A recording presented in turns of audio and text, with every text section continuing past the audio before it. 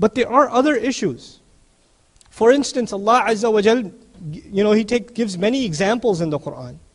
He gives many, many examples. You want to do an example before we go? There's just one? One of my favorites? Okay, we'll do one of my favorites. Some of you may have heard this before, but that's okay. It's good to remember. Allah subhanahu wa ta'ala, He speaks in Surah Al-Hajj. Surah Al-Hajj is surah number 22. This, I believe, is ayah number 31. حُنَفَاءَ لِلَّهِ غَيْرَ مُشْرِكِينَ بِهِ. They are solely dedicated to Allah while not committing any shirk with Him whatsoever. وَمَنْ يُشْرِكْ بِاللَّهِ. And whoever was to commit shirk with Allah, or is to commit shirk with Allah, فَكَأَنَّمَا خَرَّ مِنَ السَّمَاءِ. Then it is as though he fell from the sky. I want you to remember this example. Whoever does shirk with Allah is like someone who fell from the sky. فَكَأَنَّمَا خَرَّ مِنَ السَّمَاءِ. This is the first part of the example Allah gives, the comparison between the mushrik and the guy falling from the sky. Then He says, فَتَخْطَفُهُ الطَّيْرُ. Then birds are snatching off of him. Birds are having lunch on this guy. Birds are eating him. أَوْ تَهْوِي بِهِ الرِّيحِ فِي مَكَانٍ سَحِيقٍ. Or wind is blowing him away to a far-off, uncharted place. Three parts of the example. First part, he's falling from where? The sky. Second part, what's happening? Birds are eating him. Third part. Wind blows him away to a far-off place. Nodeki, a famous Orientalist, one of the first pioneer Orientalists who critiqued the Quran, he wrote that an example, the point of an example is to make sense to the audience. After all, why does a teacher give an example? To make the subject easy. Right? The subject is hard, let me give you an example. Now if my example is harder than the subject, then it kind of beats the point. Right? So you have to give examples to the audience, to the listener, to the student, that makes the subject easy, that makes the subject more approachable. It's something you can relate to. Nodeki argues, look, falling from the sky, nobody's ever seen it. I can't relate to it. Neither could the Arabs. Even if not the day of airplanes, who could ever have imagined falling from the sky? Example doesn't make sense. Then he says birds are eating from him. He argues 9.8 something meters per second square. What kind of birds are these?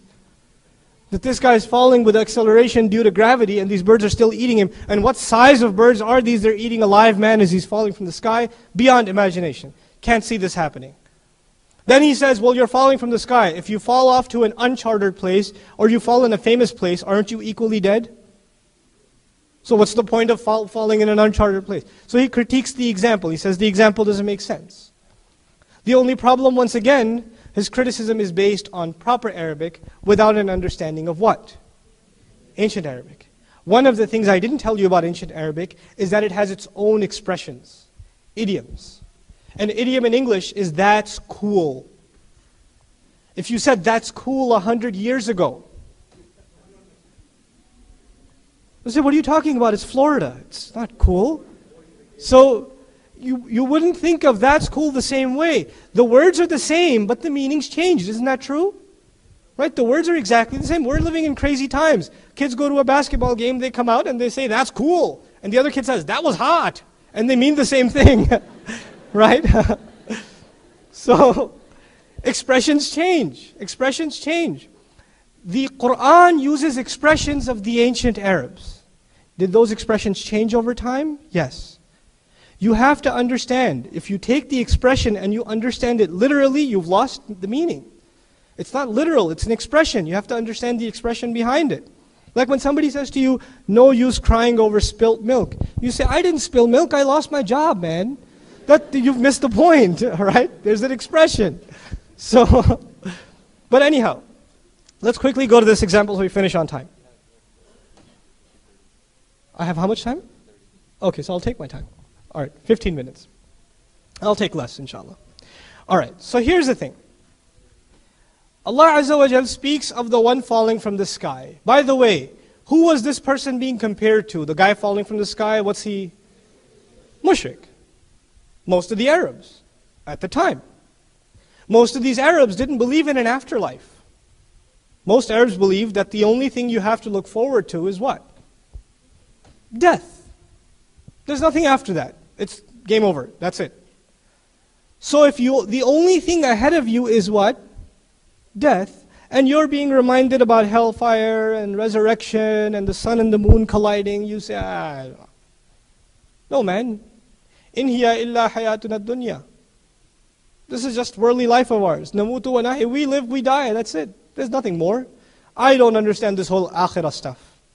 Allah Azza wa Jalla speaks to this adamant, this disbelieving mind, trying to relate to this audience.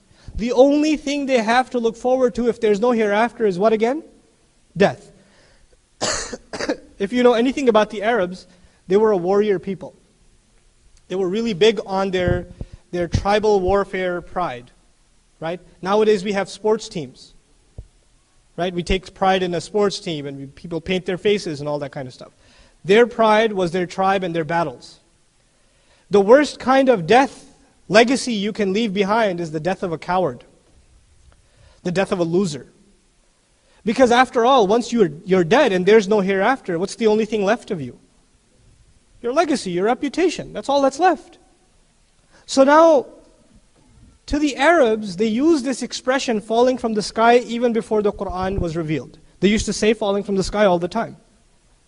But you know what they meant by it? They meant that there are two tribes fighting. One tribe is on top of the cliff, the other tribe is on the bottom of the cliff. Which one has the advantage? The guy's on top. Despite being on top of the cliff, if they still lost in battle, and the enemy did what with their bodies? Chuck them off the cliff. They used to call this what? Falling from the sky. There are two scenarios. Either they lost, which means they were lousy fighters, despite having the advantage, or they were running away, retreating from the enemy, and in their retreat they trip, and what happens? They fall, so they died the death of a coward. Either they died the death of a loser or a coward. These are the worst legacies that the Arabs would ever want to leave behind. The ugliest kind of end they could imagine would be captured in the words, falling from the sky. Allah speaks to these mushrik Arabs who don't have any concept of the hereafter, who have no concept of the humiliation of the Day of Judgment, so He gives them a word that will help them understand from their worldview. What's the ugliest thing you can imagine? Let me tell you, shirk is like that. Shirk is like falling from the sky. When you die in battle, you know, this is ancient human tradition. When people die in battle, two sides collide, corpses are lying all over the place. Once the battle is done, what happens to those corpses? Each side comes with their people and takes their dead and gives them a proper burial. Isn't that what happens? Unless you feel that your soldier was a traitor or a humiliation or an embarrassment to your tribe, then nobody comes for you. And when nobody comes for you, guess what comes for you? Birds, at-tayr, which in jahili shi'r, in classical poetry, is used more than often for vultures. Birds of carrion, eating dead meat. So now birds are gnawing away at this humiliated corpse, who is disassociated from its own tribe people. They don't even want to have anything to do with him. These disgusting birds eat their lunch, and even they don't want any more. Even they don't want any more. Now what comes? Now a wind comes and blows off whatever scum of you is left into uncharted territory. You're just trash on the earth. Decomposed trash on the earth. The ugliest ending that the Arab could imagine has been displayed in such beautiful terms, with one example, just so he could get an idea what you're dealing with, what you think shirk is a small thing. Put things in your perspective. You see how powerful the Quran is in its examples? The thing